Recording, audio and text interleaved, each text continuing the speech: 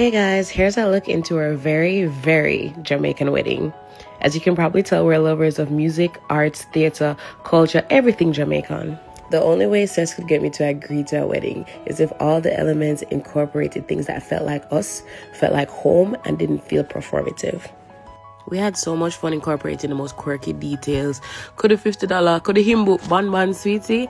Really, we just wanted to capture the things that make us happy, make us who we are, things that we bonded over when we first started dating. While that sounded like a great idea to us, it did not sound like a great idea to some of our vendors and planners. We got so much pushback throughout this process about the Jamaican elements that we wanted to include and about them not being appropriate for this kind of celebration. But guess what? We ended up doing it ourselves and we did it tastefully. This is who we are and this is where we come from. So if it's not aesthetic enough to be in a wedding, I'm so sorry, but we enjoyed our wedding.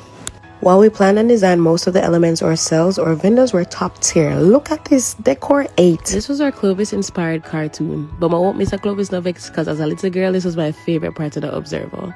When I tell you, as a couple, this is beyond our wildest dreams. Like, we just put the wildest things that we would have wanted at our wedding on a list, and we got all of them. The fact that we found Jankono in November, hired them, they showed up, it's just...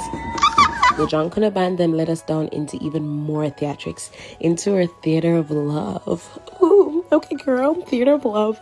Right, this is where we had some actors dramatize our love story so that our guests could see how we fell in love, how chemistry was building, how we never wanted him at first.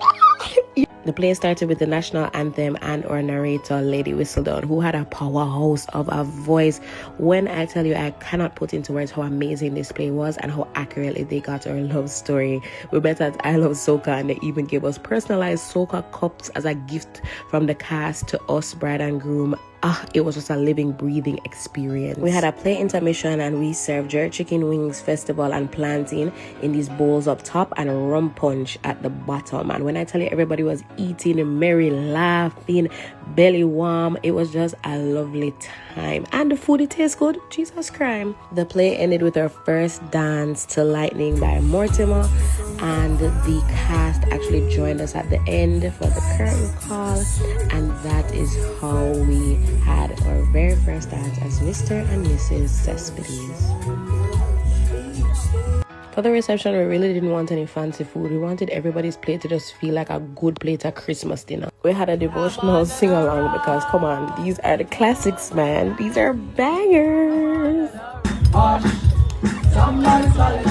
Yeah.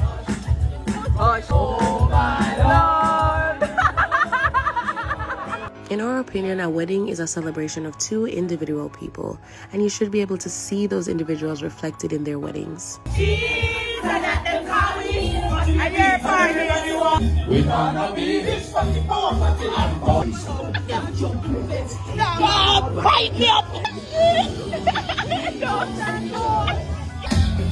matter where or when there's trouble, if you just call my name, impossible. Honey, bitch me, you wanna bitch me, when you wanna bitch me.